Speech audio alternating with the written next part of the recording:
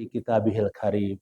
Ya ayyuhalladzina amanu taqullaha haqqa tuqatih wa la tamutunna illa wa antum muslimun. Bapak-bapak, ibu-ibu, jamaah hadirin yang dimuliakan, yang diberkahi dan yang dirahmati oleh Allah Subhanahu wa taala. Alhamdulillah pada Ahad yang berkah ini kita dapat hadir di majelis yang mulia setelah kita menegakkan sholat subuh secara berjamaah. Kemudian beberapa menit ke depan kita melaksanakan taklim rutin. Semoga seluruh rangkaian ibadah dan amal soleh kita diridhoi oleh Allah Subhanahu wa taala. Salam dan sholawat tercurah kepada Nabi yang kita cintai, uswah kita, tuntunan kita, Nabi terbesar Muhammad Sallallahu Alaihi Wasallam yang telah membawa umat manusia minaz zulumati ilan. Bapak-bapak, ibu-ibu rahimakumullah, pada sholat subuh yang kita ikuti barusan, ayat yang dibaca oleh imam pada rakaat pertama itu ayat yang menunjukkan keberuntungan kita sebagai orang-orang yang beriman. Kalau tidak salah tadi dibaca surah Al-Mu'minun dari ayat 1 sampai ayat 11. Di mana ayat 10-11-nya itu janji Allah kepada kita yang akan mewarisi surga Firdaus. Ulaika humul warisun alladzina yaritsunal firdaus hum fiha khalidun. Tetapi tentu untuk mewarisi surga Firdaus yang Allah janjikan itu mesti ada 7 karakter. Yang pertama adalah memelihara iman, pada aflahal mu'minun. Yang kedua khusyuk di dalam sholat. Yang ketiga adalah meninggalkan perbuatan yang sia-sia, perbuatan yang tidak produktif. Yang keempat adalah menunaikan zakat, infak, sedekah. Yang kelima menjaga kemaluan dari perbuatan keji. Yang keenam adalah menunaikan amanah, tidak berkhianat baik kepada Allah, kepada Rasulullah, kepada manusia. Jadi tidak berkhianat kepada Allah, kepada Rasulullah, dan kepada manusia. Artinya kita amanah dalam hidup ini. Kemudian yang ketujuh adalah menunaikan janji. Dan janji. Dan tentu nanti yang kedelapannya sama tadi ya, yaitu menjaga sholatnya. Nah maka 7 itulah yang akan menghantarkan kita kepada surga Firdausnya Allah. Jadi ayat-ayat itu indah sekali dan saya senang membaca juga dengan mendengar ayat-ayat tersebut. Itu janji Allah kepada orang-orang yang beriman berupa keberuntungan. Qad aflahal mu'minun. Sungguh telah beruntung orang-orang yang beriman. Kemudian 2 di antara karakter atau ciri orang beriman yang beruntung, yang berhak mewarisi surga itu adalah disebut sholat 2 kali. Ini kaitan dengan wudhu bahasan kita hari ini. Yaitu ayat nomor 2-nya dan ayat nomor 9. Ayat nomor 2-nya disebut oleh Allah, alladzina hum fi sholatihim khashi'un. Jadi orang beriman yang beruntung, yang berhak mewarisi surga Firdaus adalah orang yang khusyuk di dalam salatnya. Dikuatkan dengan tadi ayat 9-nya. Walladzina hum ala sholawatihim yuhafizun. Dan orang-orang yang menjaga, memelihara sholatnya. Jadi begitu pentingnya sholat. Ya. Maka Allah sebut 2 kali pada surah Al-Mu'minun ayat 1 sampai 11. Yang ayat itu menjelaskan tentang karakter orang-orang beriman yang beruntung yang akan mewarisi surga Firdausnya Allah. Maka Allah sebut dengan karakter 2 kali sholat kepada orang beriman. Yaitu orang yang khusyuk dalam sholatnya dan orang yang memelihara, menjaga sholatnya. Artinya sholat itu harus dikerjakan dengan penuh kesempurnaan. Tidak hanya asal-asalan. Maka saya pernah menyampaikan dulu bahwa Allah menggunakan kalimat aqoma yuqimu di dalam perintah sholat. Tidak pernah menggunakan kata i'malu, laksanakan sholat, tidak. Tapi dirikanlah sholat. Karena tidak semua orang yang melaksanakan sholat sampai kepada mendirikan sholat. Maka yang diperintahkan dirikanlah sholat. Karena kalau sudah mendirikan sholat, pasti akan sampai nanti kepada marbotillah, kepada ridho Allah. Dan itu nanti indikatornya adalah orang yang mendirikan sholat itu tanha anil fahsyai wal munkar.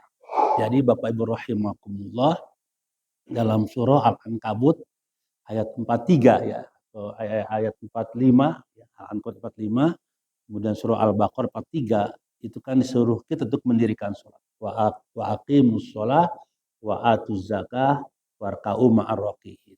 Itu dirikanlah sholat. Dan orang yang mendirikan sholat tandanya dua. Apa itu? Tanha anil fasyai wal munkar. Aqimis sholah inna sholata tanha anil fasyai wal munkar. Dirikanlah sholat, dan sholat itu akan mencegah diri dari perbuatan keji dan munkar. Artinya orang yang dengan sholatnya belum mencegah perbuatan keji dan munkar, maka belum disebut mendirikan sholat. Maka kalau kita ingin sampai kepada muqimus sholat atau mendirikan sholat, orang-orang yang istiqomah, yang terus-menerus mendirikan sholat, disebut muqim. Apa tuh? Jadi muqim itu adalah orang-orang yang terus-menerus mendirikan sholat, menjadi karakter sholat itu ya dalam kehidupannya. Itu muqimus sholat. Jadi orang-orang yang mendirikan sholat itu orang-orang yang kelihatan dalam hidupnya tidak berbuat keji dan tidak berbuat munkar. Baru dia disebut dengan mendirikan sholat. Tapi kalau ada orang sholat terus maksiat jalan, apa itu singkatannya? STMJ gitu ya. Sholat terus maksiat jalan, maka itu belum mendirikan sholat. Maka jangan kaget kalau ada ayat Al-Ma'un itu ya. Fawailul lil musallin. Apa? Fawailul lil musallin. Celakalah ya orang-orang yang sholat. Nah, di situ tidak disebut orang-orang yang mendirikan sholat, tidak kan? Al-musallin, ya.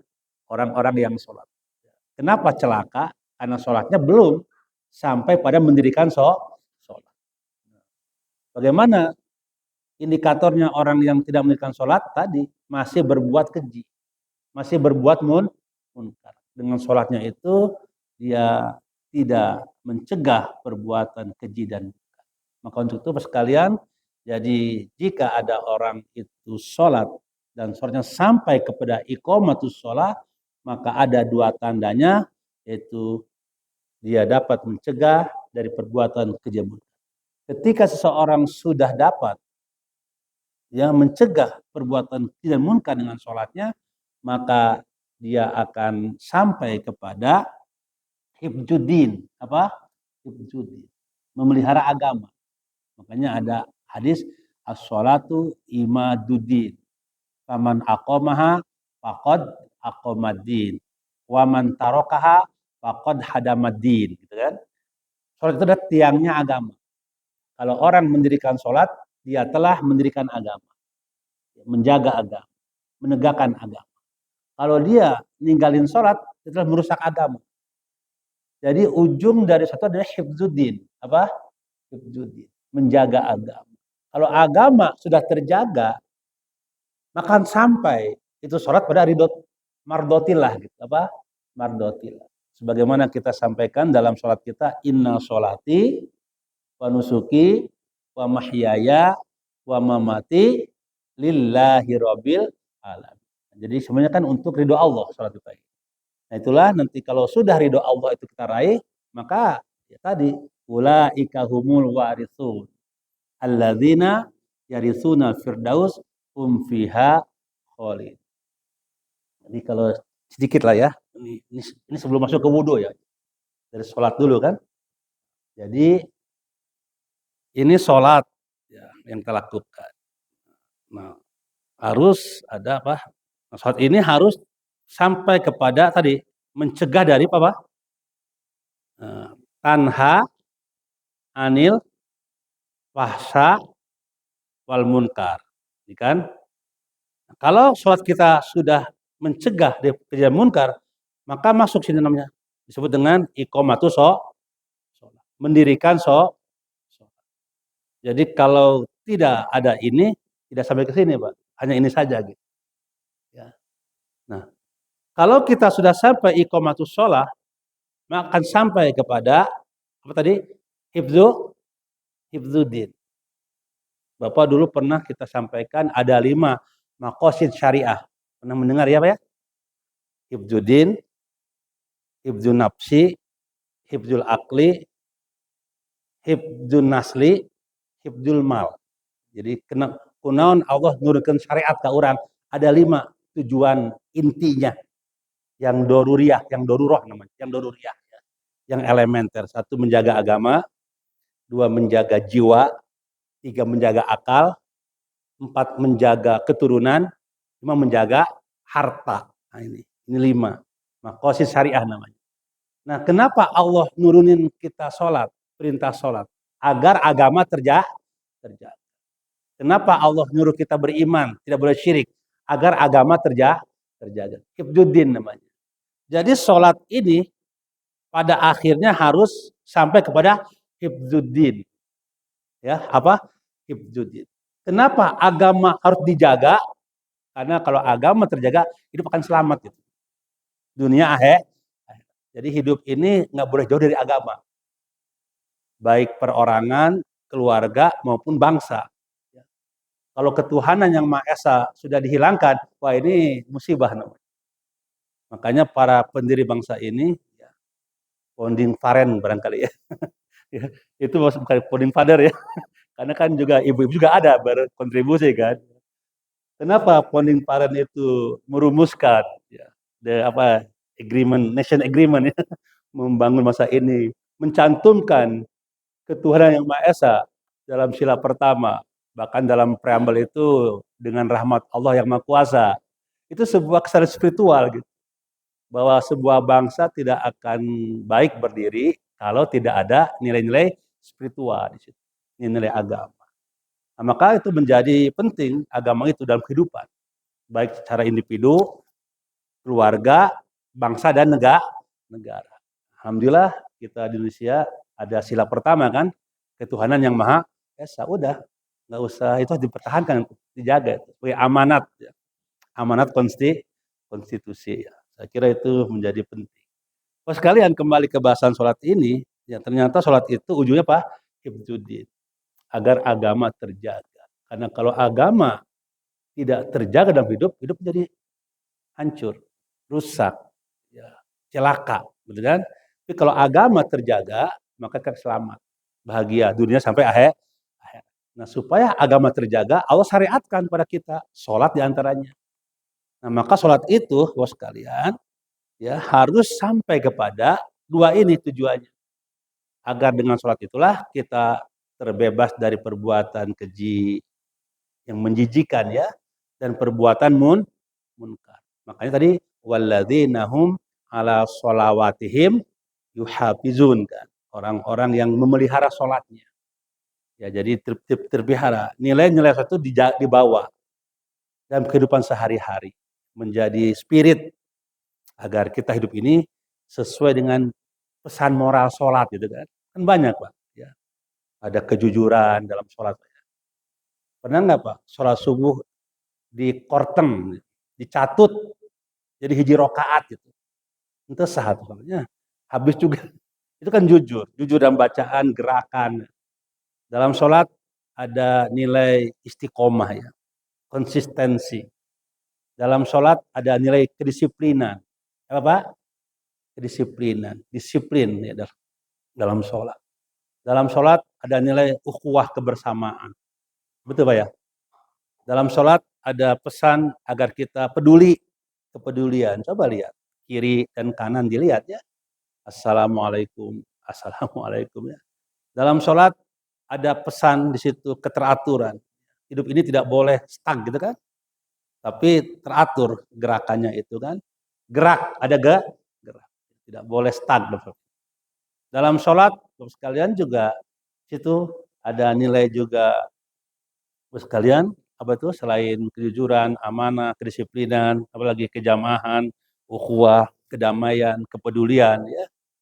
Dan kesucian apa? Kesucian.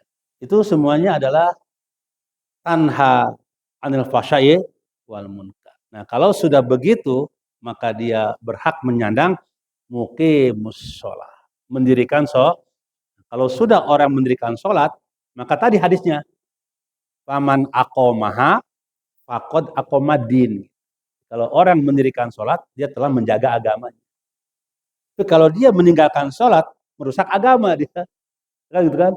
Kalau orang sudah agamanya itu dijaga, hidupnya akan baik. Hidupnya akan selamat. Tapi kalau agamanya nggak terjaga, hidup akan celaka. Bagaimana menjaga agama? Dirikan sholat. Nah, Bapak sekalian, ujung daripada hifdzuddin adalah mardotilah itu gitu kan. Karena kita ini sholat semuanya inna sholati wa nusuki wa mahyaya wa mamati lillahi rabbil alamin. Sesungguhnya sholatku, ibadahku, hidup dan matiku untuk mencari ridho Allah. Betul Pak ya? Ridho Allah semua. Makanya Al-Bayyinat 5 tuh. Wa ma umiru illa liya'budullah mukhlishina lahuddin. Kalau Allah sudah ridho, ya gampang urusannya. Maka yang namanya surga, ya sudahlah insya Allah ya.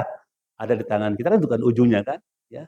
Itu disebut dengan ulaika humul warisun alladzina yaritsuna firdaus fiha khalidu. Jadi orang yang mendirikan sholat ini, orang yang akan mewarisi surga firdaus. Nah, jadi harus sampai ke sini sholat itu ya. Ini barangkali apa namanya skemanya ya itu ya tentang sholat. Nah kalau sholat kita ada pada tataran ini masih bisa fawailul lil musholin. Apa? Fawailul lil musholin. Jadi kalau Bapak ditanya oleh orang, kunaon eta jelema sholatna rajin tapi nyekek botolnya rajin gitu. Kan di sini sholat belum mendirikan sholat. Sementara perintahnya akimis sholat. Akimus sholat kan kalau mufrad akimi, kalau banyak akimu kan gitu ya. Akimus sholat. Sini. Fawailul lil musallin alladzina hum an sholatihim alladzina hum yuraun ya, orang-orang yang lalai sholatnya ini banyak penjelasannya, dan orang-orang yang sholatnya ria, ingin dilihat. Itu juga salah satu indikator orang yang fawailul lil musholin. Nah, Bapak sekalian, mudah-mudahan kita sudah sampai ya ke sini Pak ya, sampai ke ujungnya ya. Soal itu sebagai tadi disampaikan oleh imam kita Pak Ustaz Kundan mengenai Al-Mu'minun ayat 1 sampai 11 tadi ya. Itu Al-Mu'min. Sekalian, dan untuk supaya sholat itu diterima oleh Allah, maka harus wudhu. Sholatnya sempurna, wudhu pun sempurna. Makanya dalam surah Al-Ma'idah ayat 6, itu jadi pertama, ya ayyuhalladzina amanu idza kuntum ilas sholah. Apa? Wahai orang-orang yang beriman, jika engkau kumtum kan koma yakumu kan, dari koma yukimu juga. Jadi kalau engkau ya akan ingin mendirikan sholat dengan sempurna sesuai dengan ini, maka apa? Fagsil wujuhakum wa aidiyakum ilal marafiq wamsahu biruusikum au arjulakum wa arjulakum ilal ka'bain. Nah, itu kan wudu namanya. Bapak sekalian, maka kesempurnaan sholat yang sampai kepada seperti ini harus juga berawal dari kesempurnaan wudu. Jadi kalau wudunya tidak sempurna, dipastikan sholat pun nggak sempurna. Kalau wudunya kecepak-kecepak, apa ya, kecepak ya, asal basuh, maka dipastikan sholatnya pun apa namanya? Jalan tol gitu. Cepatnya, tidak tumanina, apa tidak? Tumanina, asal-asalan. Karena Allah kaitkan tuh sholat dengan wudhu. Jadi salah satu sholatnya itu sempurna akan terlihat dari wudhu yang sempurna. Akan terlihat dari wudhu yang sempurna. Jika kita ingin dikatakan sholat kita sempurna. Kalau sholat kita itu baik, akan dapat wudhu yang baik. Maksudnya Bapak sekalian, wudhu menjadi salah satu syarat sahnya sholat. Dulu kita pernah mengkaji tentang ada hukum taklifi dan hukum wad'i. Pernah Pak ya? Ya itu pernah itu. Ada berapa hukum taklif itu Pak? Ada 5 kan? Hukum taklif itu ada 5. 1 wajib, 2 sunnah, 3 haram, 4 makruh, 5 mubah atau nadab. Nanti masing-masing ada pengertiannya ya. Kalau wajib itu dikerjakan berpahala, ditinggalkan berdosa. Itu wajib. Itu sholat. Wajib itu Pak. Ya, ditinggalkan dosa, dikerjakan berpahala. Kalau sunnah dikerjakan berpahala, ditinggalkan nggak apa-apa. Menurut fikih begitu. Tapi menurut ilmu tasawuf, ya sunnah itu dikerjakan berpahala, ditinggalkan rugi gitu. Itu sunnah. Yang ketiga haram. Haram itu dikerjakan ditinggalkan berpahala, dikerjakan dosa. Itu haram ya. Kalau makruh dikerjakan ya ditinggalkan berpahala, dikerjakan nggak apa-apa. Nah, kalau mubah dikerjakan dan tidak apa-apa. Itu mubah. Nah, tapi untuk kesempurnaan yang menentukan hukum taklifi ini ada pada hukum wad'i. Apa? Jadi hukum wad'i itu menentukan hukum taklifi, Mas. Hukum wad'i menentukan hukum taklifi. Apa hukum itu? Contohnya, 1 ada hitungan syarat. Apa? Syarat. Syarat rukun. Yang kedua namanya sabab. Sabab. Yang ketiga namanya mani. Apa? Mani atau mawani boleh. Yang keempat namanya sah. Yang kelima namanya batal. Yang keenam rukhsah. Yang ketujuh azimah. Itu rukun apa? Itu hukum wad'i namanya. Yang menentukan hukum taklifi. Apa contoh misalkan tadi syarat? Nah ini masuk ya. Syarat itu adalah sesuatu ketentuan yang harus dikerjakan. Tapi di luar pekerjaan itu. Beda kalau rukun. Rukun itu sesuatu yang dikerjakan di dalam perbuatan itu. Seperti kan rukun wudhu. Itu ada 6 kan intinya ya. Inti ada sunatnya. Niat. Itu rukun namanya. Dikerjakan di dalam perbuatan itu. Membasuh muka itu rukun. Membasuh tangan itu rukun. Mengusap kepala. Ini beda ya. Basuh dan mengusap itu ada artinya Pak. Ya, gosala dan masaha nanti kan kita jelaskan. Kemudian membasuh kaki itu rukun. Jadi rukun itu pekerjaan yang dikerjakan di dalam perbuatan. Kalau syarat di luar perbuatan. Nah, wudhu adalah syarat sahnya sholat. Itu di luar perbuatan. Wudhu itu. Tapi dia syarat. Berarti kalau nggak ada wudhu, nggak sah sholatnya. Karena dikatakan sah sholat atau sah ibadah kalau terpenuhi rukun dan syarat. Itu namanya apa Pak? Hukum wad'i. Apa contohnya tadi? Syarat. Yang kedua namanya sabab. Itu hukum wad'i Pak. Sabab. Tentunya apa? Masuk waktu sebab wajibnya sholat. Apa Pak? Masuk waktu sebab wajibnya sholat. Jadi sebab itu hukum wad'i yang menentukan hukum taklifi tadi.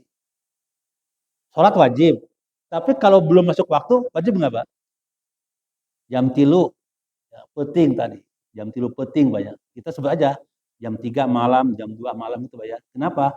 Karena untuk sanah hijriyah, Apa untuk bulan Hijriah maksudnya ya, itu hitungannya malam. Dari maghrib, nah, apa ya, sampai subuh itu malam, bukan dini hari ya. Jadi kalau Ustaz sebutkan jam 3 malam itu menggunakan apa? Ya, bulan Hijriah. Bukan bulan Samsiah ya, atau bulan Komariah. Jadi malam. Makanya ada sepertiga terakhir malam. Betul ya. Karena memang ukurannya malam. Beda kalau hitungannya Syamsiah apa ya? Dini hari kan? Jam 1 dini hari, jam 2 dini hari, jam 3 dini hari. Betul Pak ya? Tapi kalau hitungannya bulan Komariah itu kalau kita tadi bangun jam 3 peting, jam 3 malam, maka belum wajib sholat. Kalau Bapak sholat subuh jam 3 malam, nah sekarang waktunya kan jam 4 Pak ya, jam 4 lewat berapa sekarang? 5 menit lah ya. Berarti tidak sah sholatnya. Nah, tidak ada di situ kewajiban sholat. Wajibnya sholat kalau sudah masuk waktu. Jadi masuk waktu sabab. Wajibnya sholat. Itu hukum wad'i namanya. Jadi ada syarat, ada sebab. Nah, yang ketiga baru mani. Tidak ada penghalang. Kalau ada penghalang, tidak wajib sholat. Ibu-ibu misalkan sedang menstruasi, nggak wajib sholat. Kenapa? Karena menstruasi menghalangi wajibnya sholat. Itu mani. Nekat sholat juga, ya nggak boleh. Gitu. Nggak diterima sholatnya oleh Allah. Kenapa? Ada lagi halangan. Menstruasi, lagi nipas. Apa tuh nipas Pak? Darah yang keluar setelah melahirkan. Itu nipas namanya. Itu tidak ada kewajiban sholat. Itu namanya mani. Apa? Mani. Dalam, ini sholat Pak ya. Nanti dalam muamalah yang lain bisa. Seperti warisan ya. Jadi kalau ada orang membunuh si pewaris, nggak dapat waris dia. Karena pembunuhan menghalangi dapat waris. Waris. Ini kita dalamnya konteksnya sholat tadi kan.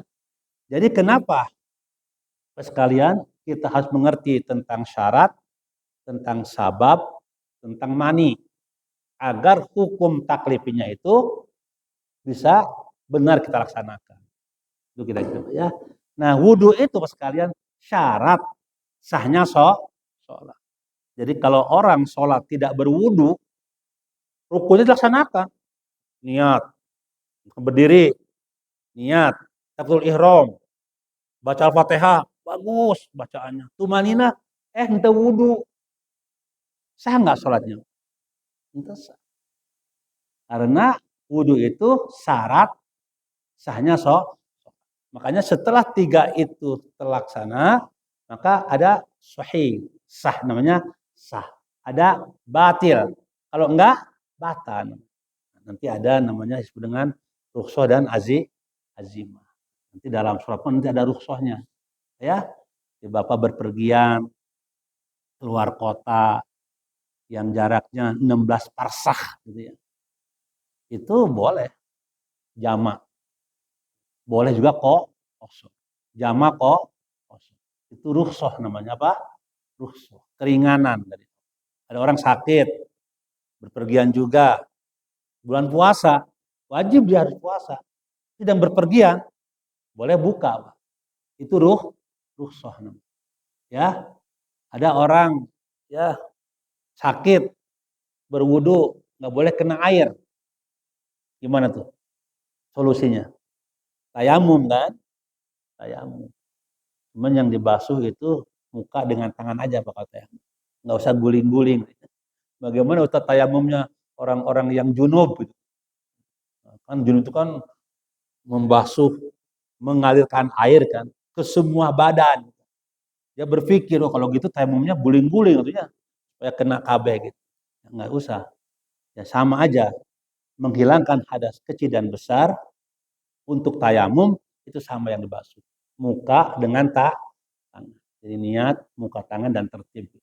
Tayamum. Nggak usah dibasuh semua badan. Bapak Ibu rahimakumullah, maka itu namanya tadi rukhsah. Dan ada juga nanti azimah dan Bapak sekalian. Itu barangkali sedikit. Maka wudhu itu adalah syarat. Apa? Syarat sahnya sholat. Sebelum kita masuk pada kaifiat wudhu, saya menyampaikan beberapa hikmah barangkali. Hikmah dan urgensi wudhu. Kunaon, kurang kudu wudhu. Gitu. Yang pertama, itu kesempurnaan iman. Jadi ada kaitan wudhu dengan keimanan. Selalu dikaitkan. Perintah ibadah itu selalu iman menjadi dasar pijakannya. Karena hanya orang-orang yang berimanlah yang diperintahkan untuk ibadah. Baik yang berimannya sungguh-sungguh, ada yang imannya hanya KTP saja, itu Allah panggil semuanya. Ada yang sedang sempurna imannya, ada yang sedang galau imannya gitu, dan sedang jauh dari Allah dengan imannya itu. Tetap dipanggil, ya apa?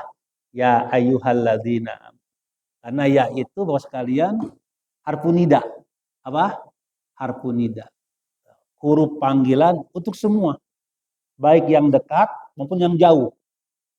Ya, wahai. Kan kalau dipanggil, hai mul, gitu kan? Hai mul, ta'al. Ya, mulyadi, ta'al. Baik dekat maupun jauh, itu dipanggil. Ayyuha, itu kan takin ya. Takin, tanbih, apa? Tanbih. Jadi, tanbih itu artinya orang-orang yang beriman, yang sedang maksiat, yang sedang taat, yang sedang aja itu dipanggil oleh Allah. Wahai orang-orang beriman yang lupa kepada Allah gitu. Dipanggil juga oleh Allah. Jangan lupa sholat. Apa? Jangan lupa sholat. Wahai orang-orang beriman yang sedang maksiat. Ayo dipanggil juga. Ya. Itu namanya panggilan Allah. Ayyuhalladzina amanu. Orang-orang yang beriman. Jadi yang masih punya iman, yang masih ingat ke Allah, yang masih percaya ke Allah, nah, apapun keadaanmu gitu kira-kira ya. Ya ayyuhalladzina amanu. Idza qumtum ila shalah. Jika engkau mendirikan sholat, jadi fagsilu wujuhakum. Maka mulailah dengan berwudu. Jika apa berwudu. Jadi basuhlah mukamu, basuhlah tanganmu, usaplah kepalamu, dan basuhlah apa? Kakimu. Jadi artinya wudu itu Bapak sekalian adalah tanda kesempurnaan iman. Jadi iman kita tidak akan sempurna tanpa berwudu. Jadi wudu itu juga merupakan terminologi khusus dalam syariat Islam. Kalau Bapak buka di ajaran lainnya tidak ada istilah wudu, ya. Dan itu ada pada istilah Islam yang diintrodusir oleh siapa? Allah dan Rasulnya ya, oleh Rasulnya Muhammad SAW. Jadi tidak ada tuh Bapak sekalian istilah wudu kecuali dalam syariat Islam. Kata wudu yang artinya ya, bisa arti wudu itu adalah indah, elok, bersih, suci, bercahaya. Itu arti wudu, Pak. Apa arti wudu itu? Indah, bersih, suci, bercahaya. Itu arti wudu. Dan itu nanti akan memiliki dampak terhadap ya, kita sebagai manusia yang berwudu. Yang pertama, bahwa wudu merupakan istilah syariat ya, yang khusus dari agama. Yang kedua, wudu merupakan tanda, indikator kesempurnaan iman kepada Allah. Dan itu ada pada surah Al-Maidah ayat. Dan dikuatkan dengan doa kita, Pak. Ketika selesai wudu. Bapak kalau sudah wudu kan berdoanya apa? Ingat doa wudu. Asyhadu alla ilaha illallah. Wa asyhadu anna Muhammad Rasulullah. Allahumma ja'alni minat tawabi. Waj'alni minal mutatahhirin. Sampai situ. Tapi kalau mau dilanjutkan waj'alni min ibadika sholihin. Boleh ya? Jadi di situ ada 4 kan? 4 inti itu. Yang pertama iman.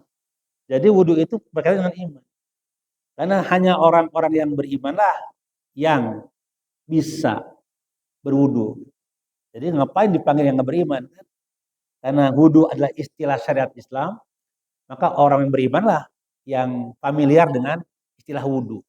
Maka yang dipanggil pun orang yang beriman. Yang beriman yang bagaimana? yang beriman, yang KTP saja gitu, yang imannya sedang maksiat. Nah, itu dipanggil juga oleh Allah. Wahai orang-orang yang beriman, ya, yang sedang maksiat, yang sedang jauh dari aku kata Allah, yang sedang terlena dengan dunianya. Ayo laksanakan sholat dengan dimulai dengan wudu. Itu ya ayyuhalladzina sekalian. Jadi itu yang pertama atau yang kedua. Yang ketiga, ya, wudu merupakan tadi syarat sahnya sholat.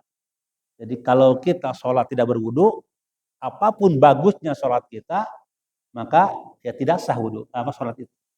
Karena wudu merupakan syarat sahnya sholat. Ini sesuai dengan hadis Rasulullah, layak balu sholatu ahadikum, tidak akan diterima sholat di antara kalian idza ahdasa, ketika dia punya hadas kecil saja, hatta yatawaddo, sampai dia berwudu. Jadi wudu itu merupakan syarat sahnya sholat untuk menghilangkan hadas kecil. Apa Pak? Hadas kecil.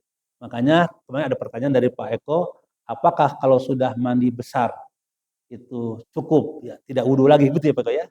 Nah, jawabannya ya harus wudu ya. Kenapa demikian? Karena wudu itu adalah mensucikan anggota badan tertentu ya dengan air untuk sahnya sholat. Itu jawabannya kemarin kan. Jadi kalau mandi besar kan semua ya. Kalau itu semua ada beberapa anggota. Nanti yang menarik dalam kata wudu, kok beberapa anggota ternyata anggota badan yang dibasuh oleh wudu itu anggota yang sehari-hari kita gunakan. Ya, yang nampak. Betul nggak Pak? Yang nampak. Dan ini memiliki makna kesempurnaan dalam kehidupan kita. Mungkin nanti ada yang ke-8 ya, yang melahirkan atau potret dari kesempurnaan kebaikan. Karena kebaikan itu akan terlihat daripada bagaimana mendaya gunakan, menggunakan nikmat Allah ini dengan sebaik-baik. Mata, telinga, mulut, tangan. Makanya kenapa nanti ada pengertian, kenapa wudu itu dari tangan ke siku. Oh, bukan dari siku ke tangan kan? Ya kan Pak? Fagsilu wujuhakum wa aidiakum ilal marofik. Ya, bukan wa marofik ila aidiakum. Karena yang banyak digunakan dalam anggota badan ini jari ya Pak. Apa? Kan jari dulu Pak ya. Makanya wudu kan ke bismillah, mensela-sela, membersihkan sela-sela jari. Kan kalau Bapak megang HP, nulis WA, masa kia kan? Berarti gini Pak ya. Nah, itu namanya, ini menarik ya. Kenapa yang dibasuh bagian anggota tertentu Pak, yang sehari-hari kita gunakan. Terlihat apa? Terlihat sehari-hari dalam interaksi sosial kita. Ya, seperti muka, ada mata kan, ada tangan, ada kaki, nanti ada sunahnya ya kumur-kumur, ya, telinga, mad-mad, istinsyaq dan sebagainya. Ini ternyata anggota badan yang sehari-hari kita gunakan dalam interaksi sosial. Di antaranya hikmahnya. Makanya ketika ditanya, ya beda mandi besar dengan wudu. Itu bagian anggota tertentu yang kita bersihkan, yang kita sucikan. Rahimakumullah, itu yang ketiga. Jadi wudu itu merupakan syarat sah dan sempurnanya sholat. Jadi kalau ada orang sholat ya, tidak wudu, maka tidak sah wudunya. Batal ya. Itu syarat sahnya sholat. Dan syarat sempurnanya sholat. Jadi kalau sholat itu sempurna, maka akan terlihat dari wudunya yang sempurna. Yang keempat sekalian, wudu itu ternyata juga membersihkan fisik, lahir dan batin. Ini jadi wudu itu memiliki makna nazofah dan tohar. Apa Pak? Nazofah dan tohar. Jadi kalau nazofah itu atau nazofah ada juga al-husnu, ada ad-dau'u. Jadi arti wudu itu apa? Sinonim dengan an-nazofah, bersih ya, ada jabatan. Al-husnu artinya juga bersih, tapi kalau an-nazofah itu yang bersih lahirnya, fisiknya. Kalau al-husnu yang bersih batinnya. Adau bercahaya. Nah, itu arti sinonim wudu. Jadi tadi saya katakan ada berapa? Ada 4 ya. 1 indah, elok. Wudu itu indah ya. 2 bersih. 3 suci. 4 bercahaya. Itu arti wudu. Dan ini ada di dalam pemaknaan atau filosofi wudu itu sekali. Apa itu? Membersihkan fisik. Karena yang dibasuh kan fisik, Pak. Ya. Niat, dibasuh muka, dibasuh tangan sampai siku, diusap kepala, bukan rambut Pak ya, kepala itu ya, harus sampai kulit ya. Kemudian juga dibasuh kaki sampai mata kaki. Nah, itu Bapak sekalian menunjukkan bahwa wudhu itu membersihkan fisik. Jadi Islam itu mengajarkan kita untuk bersih fisik kita, bersih rupa kita. Ya, kemarin kita bicara najis kan. Kalau wudhu itu kan badan Pak ya, bersih badan dari hadas kecil. Tapi kalau najis itu, izartu najas itu membersihkan kotoran baik yang ada di badan, di pakaian atau tempat. Itu jan najasa. Nah, kalau wudhu itu pada badan, membersihkan badan dari hadas kecil. Maka kata wudhu itu artinya nazofah. Apa? Nazofah. Apa artinya nazofah? Bersih. Tapi pada fisik. Ya. Ada kata-kata, ada hadis ya. An-nazofatu syu'batun minal iman. Sering kita itu menggunakan kata ya. Kalau ada orang ngotorin, jangan kotor-kotor. Ingat, an-nazofatu minal iman. Itu namanya fisik, Pak. Bersih fisik. Wudu itu Pak sekalian membersihkan fisik. Ya, agar kita ini hidup bersih fisik kita. Nanti ada irisan dengan kesehatan kan? Dengan kesehatan. Yang kedua arti wudu itu husnun. Apa? Bersih batin. Nah ini bersih hati. Makanya wudu itu memiliki makna juga membersihkan hati, jiwa, perasaan. Ya, ketika fisiknya dibasuh itu nazofah namanya kan bersih secara fisik mukanya. Nah secara batinnya pun bersih. Jadi pandangannya bersih, ucapannya juga bersih suci. Gitu. Jadi orang yang berwudu itu tidak mungkin fitnah orang. Gitu.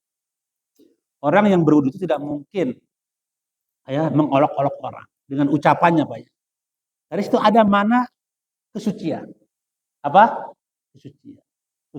Jadi fisiknya dibasuh juga dibersihkan apa gitu ya. Hakikatnya ya, dibersihkan juga perbuatannya kira-kira ya. Jadi kalau kita kumur-kumur berarti kan bersih kan, keluar tuh. Habis makan pakai apa tuh namanya? Tusuk gigi kan, bersih keluar kan. Kumur-kumur lagi. Keluar nggak Pak? Keluar. Itu bersih berarti kan? Dengan kumur-kumur itu bersih secara fisikly.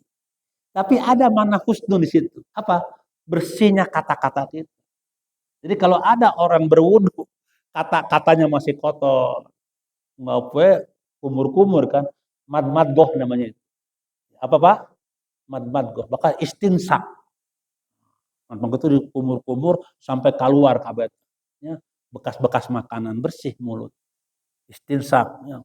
Sampai di instruk-instruknya, istinsaknya keluar kabet. Tapi ucapannya masih kotor, ya, masih apa namanya nyinyir ke orang, masih seneng gibah. Berarti makna wudu belum dipahami oleh.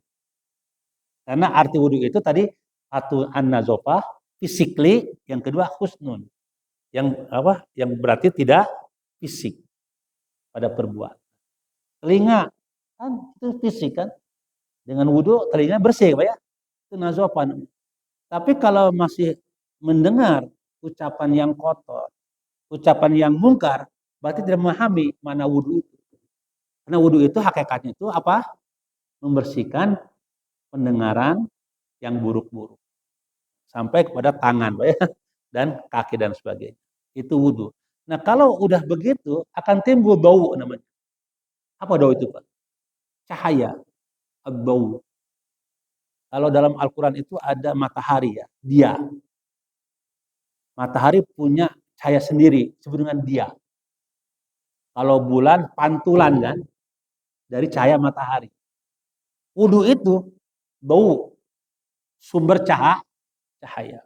Jadi orang kalau sudah bersih fisiknya dan bersih juga amalnya dengan wudu itu akan memantulkan cahaya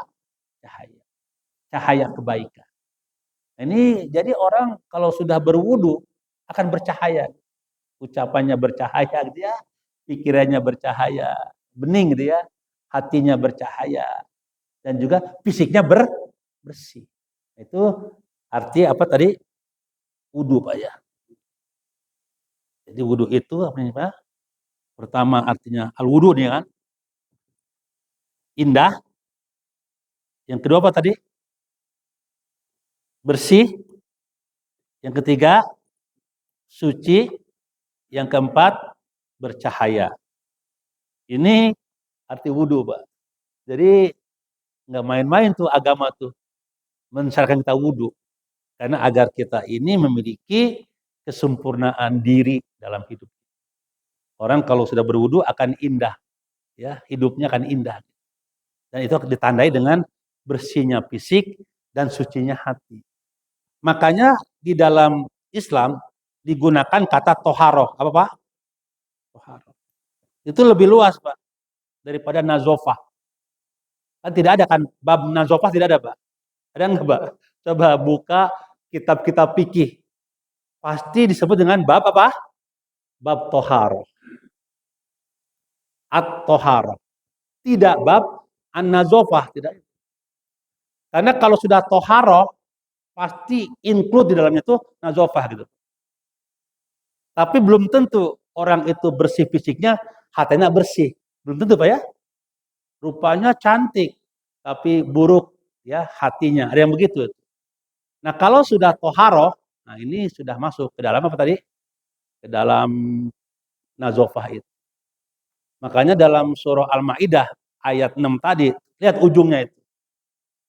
Ma yuridullah alaikum min haraj wala yuridu liyutahhirakum. Nah, itu kan liyutahhirakum. Aku kata Allah tidak ingin membuat susah manusia gitu. Kunaon sih kudu wudu sagala gitunya. Langsung gua sholat gitu. Kan gitu tah pikiran manusia tah anu hayang praktis. Yuk kudu wudu hela, muka sepatu hela. Betul Pak? Nggak serapih ya, buuk, pakai rambut, minyak rambut, kudu wudu deui. Kunaon? Allah jawab, ma yuridullahu alaikum min haraj. Allah tidak ingin membuat engkau susah kata Allah. Tapi Allah ingin liyutahhirakum agar engkau bersih dan suci. Agar suci hatimu, agar suci jiwamu, agar suci juga perbuatanmu, agar juga bersih fisikmu sehingga memantulkan cahaya dengan wudu itu. Kan begitu. Itu nikmat namanya. Makanya waliyutimma nikmatahu. Nah, itu kan berarti itu ujungnya itu la'alakum tashkuru. Nah, itu namanya wudu, Pak. Nanti ujung surah Al-Maidah ayat 6 ya. Itu dua itu tujuan wudu itu. Liyutahhirukum wa yutimma nikmatahu alaika. Agar Allah sempurnakan nikmat. Jadi kalau begitu wudu itu yang keempat tadi membersihkan fisik, lahir dan mensucikan hati, perasaan, jiwa dan perbuatan. Yang kemudian yang kelimanya melahirkan apa? Cahaya. Cahaya kebaikan di dunia dan juga cahaya kebaikan di akhirat. Kenapa di akhirat, Pak? Karena nanti orang-orang yang berwudu di dunia itu akan ada tandanya di akhirat. Disebut dengan gauron apa ya? Ada itu hadis ya Muslim ya. Apa tadi apa gauron muhajiriyah, saya lupa tuh ya. Jadi ada nanti di akhirat nanti dibangkitkan orang-orang yang berwudu itu ada tanda-tanda cahaya di bagian-bagian wudu. Nanti pada masyar itu pas sekalian yang hisab di akhirat nanti itu dibangkit semua manusia dari zaman Nabi Adam sampai ya hari kiamat kan dibangkit. untuk mengidentifikasi umat Nabi Muhammad gampang. Apa? Gampang. Apa? Bercahaya wajahnya, bercahaya tangannya, bercahaya kakinya. Dari sebab wudu. Ini yang berwudu pada sholat. Untuk wudu mah semua. Jadi kalau ada dikumpulkan pada masyarakat yaumul hisab itu manusia-manusia yang bercahaya itu umat roh yang di dunianya apa? Berwudu dengan wudu yang sempurna. Jadi wudu itu secara bahasa tadi bau kan bukan hanya melahirkan cahaya di dunia tapi nanti di akhirat. Nanti mudah diidentifikasi ini umat Rasul yang berwudu ketika dibangkitkan bercahaya bagian-bagian tubuhnya. Berarti ini orang-orang beriman yang melaksanakan wudu. Makanya Allah sampaikan tadi liyutimma. Nanti kan di dalam ayat itu ya surah terakhirnya ya. Jadi ma yuridullahu yaj'alaikum min haraj. Jadi Allah tidak ingin membuat engkau susah dengan wudu itu. Tapi apa?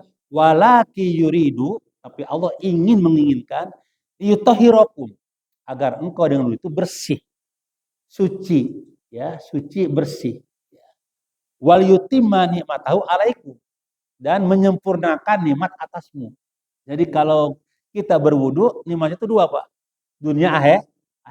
Dunia dapat kenikmatan berupa tadi kesucian, kebersihan, kebaikan, juga Allah berikan juga kepada kita cahaya. Nah, makanya Bapak sekalian, orang-orang yang mengetahui, memahami wudu dengan sempurna, dia tidak akan pernah lepas dari wudu. Ya. Kalau wudu, kalau batal wudu lagi. Jadi sepanjang hari dalam keadaan wudu terus. Itu ya. Ya, bukan hanya untuk sholat aja maksudnya. Sholat zuhur selesai masih punya wudu, batal wudu deui. Sholat asar masih punya wudu gitu, batal wudu deui. Sebelum tidur berwudu, tidur pun dalam keadaan punya wudu. Kenapa? Karena ini ayatnya. Wal yutimma ni'matahu alaikum la'alakum tashkurun. Karena wudu itu memiliki kebaikan bagi orang yang beriman di dunia sampai akhir. Maka orang memahami tentang wudu, betapa tingginya makna wudu itu, maka dia tidak mau lepas dalam keadaan wudu dalam hidupnya. Wudu sepanjang hari, wudu sepanjang waktu. Itulah yang harus kita lakukan barangkali ya. Kalau kita belum mencoba, kita cobalah sepanjang waktu dalam keadaan wudu, suci dari hadas ke kecil. Tapi tentu kalau hadas besar ya nggak ngaruh kali Pak. Kalau hadas besar harus mandi dulu Pak. Karena nanti syarat wudu itu harus bersih dari hadas besar. Karena ada orang nih sholat wudu, tapi dia belum mandi besar. Ya, tadi malam melakukan kewajiban suami istri ya, subuhnya nggak sempat mandi besar gitu kan. Mau sholat, wudu, sholat, sah nggak Pak? Nggak sah. Karena dalam keadaan hadas besar. Jadi wudu itu harus bersih dari hadas besar. Itu syarat wudu, Pak. Ya, karena kalau ada orang berwudu tapi masih ya ada syarat besar, nanti kan ada syarat wudu, Pak ya. Satu Islam, dua mumayyiz, tiga tidak dalam hadas besar atau bersih dari hadas besar.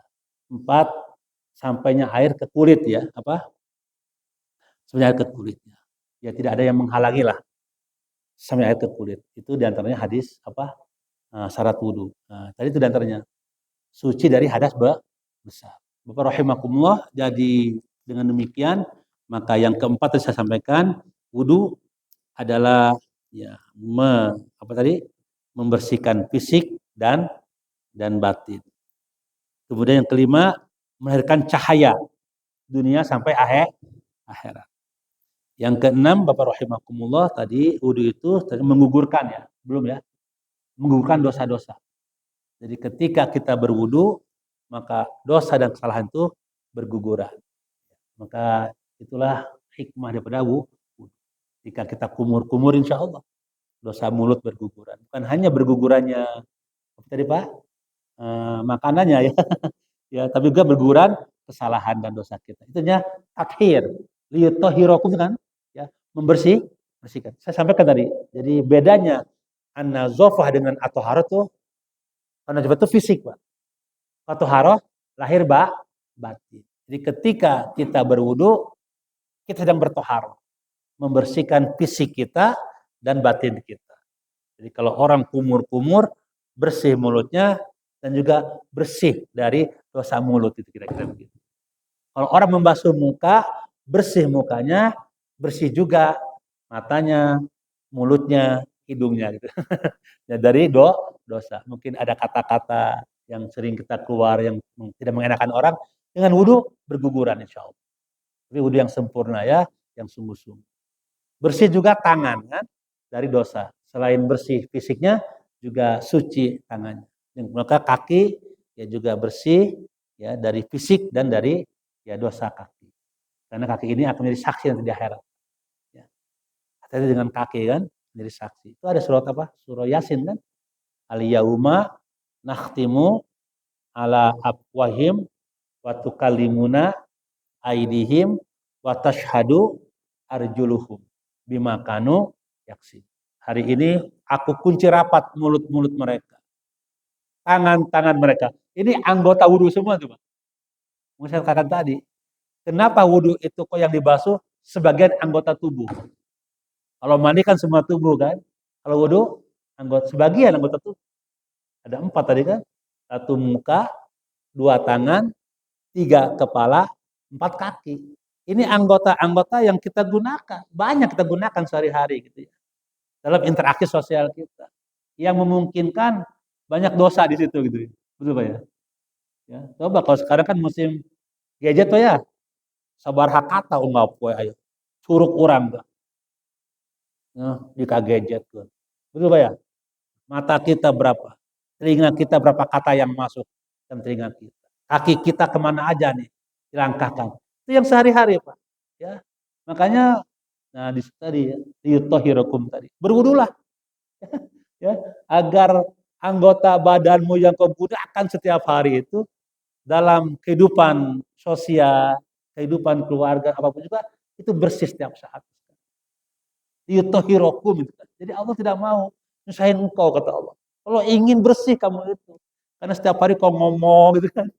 Kau melihat, kau mendengar, ya, kau berjalan kemana aja, bersihkan itu. Maka wudhu itulah mekanismenya, caranya. Bersihkan itu. Makanya anggota badan tertentu kan. Jadi kalau kita bahas apa itu arti wudhu, kan gitu.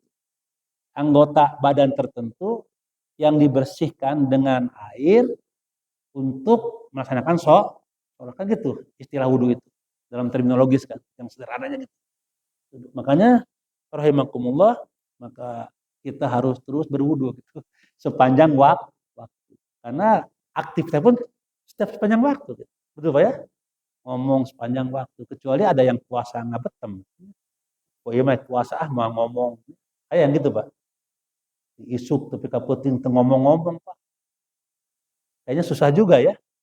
Soalnya kalau di hutan kali kita kalau kita hidup bermasyarakat, pasti ngomong Pak, betul Pak. Lagi Ustad, subuh-subuh nggak ngomong, berajam ya, saja Pak. Mungkin jam 8 ngomong deh, di BSI akhirnya. Kemarin jam 8 di situ Pak, di apa? Sunda Kelapa ya. Nah 8 udah sampai Sunda Kelapa kemarin, minggu kemarin. Sekarang jam 8 di BSI ya nih. Menang siang ini Al-Ikhlas itu ya. Ngomong terus itu. Nah, kalau kita ngomong-ngomong gampang Pak. Udah aja di hutan sorangan. Nah, insya Allah itu bersih ya. Tapi kalau dalam masyarakat kan nggak boleh Pak. Kita kan harus bermasyarakat. Ada tugas-tugas kemasyarakatan, tugas keumatan, ya, tugas keagamaan itu banyak. Itu kan yang membuat ini tinggi derajat dalam pandangan agama. Jadi orang-orang yang hidup dalam masyarakat dan berbuat baik itu yang mulia daripada hidup sendirian. Tidak ada tugas-tugas keumatan, itu tidak baik juga ya. Nah, tapi Allah kasih kepada kita jalan keluar. Karena Allah tahu mulut kita berbicara, mata kita aktif, telinga kita juga aktif, kaki pun aktif, maka Allah kasih itu. Kasih sayangnya Allah. Dengan wudu. Ini syariat wudu Allah turunkan agar aktivitasmu itu bersih, suci. Maka dengan wudu sekalian. Jadi wudu itu ternyata yang ke berapa? Yang ke 7 barangkali ya. Menggugurkan dosa. Dosa dan kesalahan. Sehingga memancarkan cahaya di dunia dan di akhirat. Apa indikator wudu itu? Gugurkan dosa. Ketika kita berdoa, nah ini Pak, coba lihat Pak, redaksi doanya wudu itu. Setelah wudu kita membaca doa, Allahumma ja'alni minat tawabin. Bayangkan, apa korelasi wudu dengan tobat gitu kan? Betul kan? Dengan wudu, kok tobat gitu doanya. Allahumma ja'alni minat tawabi. Ya Allah, jadikanlah aku termasuk golongan orang yang bertobat. Wudu kok tobat gitu.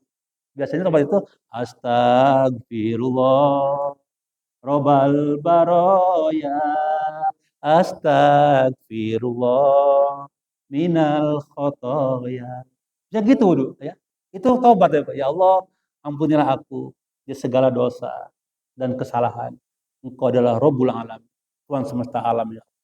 Ampunilah, bersihkan, hapuskan kesalahan kami ya Allah. Itu namanya bagian dari tobat, Pak. Istighfar. Tapi ini wudu, Pak. Nah itu tadi, Pak. Ternyata wudu itu tadi liyutahhirakum. Apa? Liyutahhirakum. Untuk membersihkan dosa-dosa dan kesalahan kita. Maka dengan demikian ada korelasi antara wudu dengan kebersihan dari dosa dan kesalahan. Dari tobat, dengan tobat ya. Makanya doanya apa? Allahumma ja'alni minat tawabin. Kalau orang sudah tobat dengan wudunya, maka masuk waj'alni minal mutatahhirin. Bersih dia kan?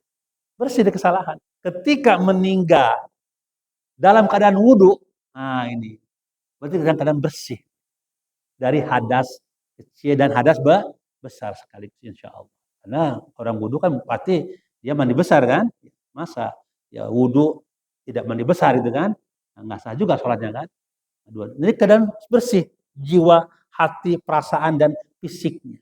Ketika meninggal, insya Allah dia dalam keadaan husnul khotimah. Buat sekalian itu wudu. Jadi kalau orang sudah berwudu, ya maka dia sudah bersih. Itu sudah dalam keadaan tobat, tawabin. Ketika dia bersih badannya, mutatahirin, maka dia menjadi orang-orang yang soleh. Waj'alni min ibadikas solihin. Nah, itu, jadi indikator orang yang soleh itu Pak sekalian, orang yang bersih. Apa Pak? Orang yang bersih jiwanya, bersih hatinya, bersih perasaannya, bersih anggota badannya. Bagaimana supaya bersih? Allah syariatkan wudu kepada kita. Itulah tanda orang yang soleh. Maka Bapak rahimakumullah, begitu hebatnya makna wudu itu, maka itu merupakan nikmat dari Allah. Apa nih? Nikmat dari Allah kepada hamba-hambanya. Begitu sayangnya Allah kepada hamba-hambanya, dari wudu inilah akan timbullah kebaikan-kebaikan yang banyak kepada kita. Dengan berwudu. Maka kalau kita berwudu, menambah kebaikan, itu berarti menambahnya nikmat Allah kepada kita. Maka bersyukurlah. Apa? Bersyukur. Bagaimana cara bersyukurnya? Tadi Pak, jangan lepas dari wudu. Apa? Jangan lepas dari wudu. Ketika kita hidup ini dalam keadaan suci terus berwudu, kita sedang mendapatkan kebaikan-kebaikan dari Allah Subhanahu wa taala. Berarti itu nikmat kita bertambah setiap saat dengan wudu.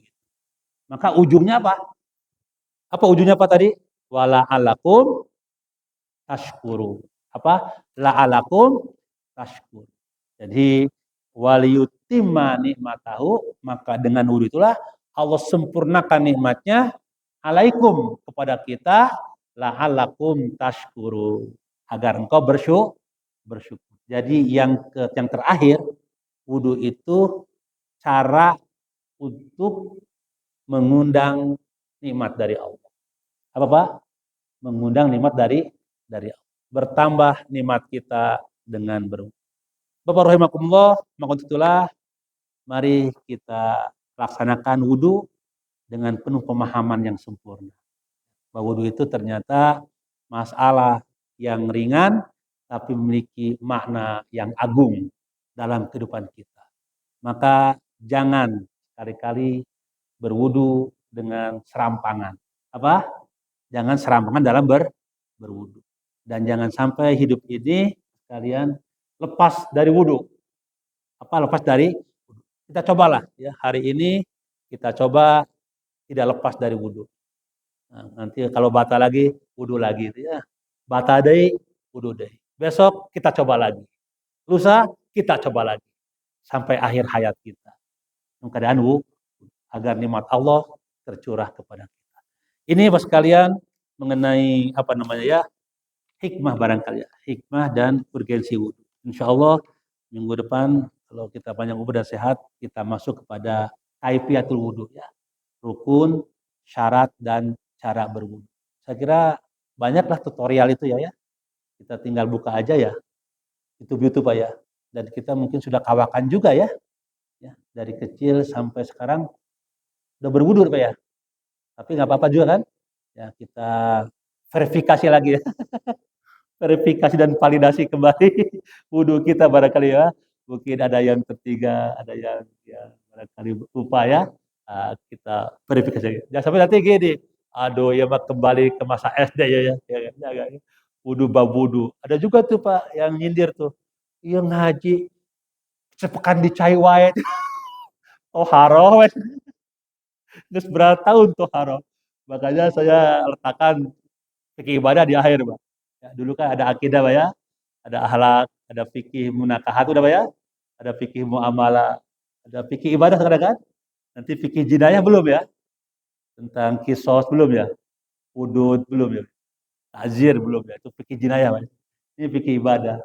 Nah, jangan sampai nanti ada kesan yang ngaji tahunan ya berenang Pak ya, mau jadi cai wae itu. Bab toharo ya, beres-beres gitu ya. Habisnya wudhu aja kan belum beres Pak ini ya. Baru pertemuan pertama ini. Baik sekalian, jadi harus sabar.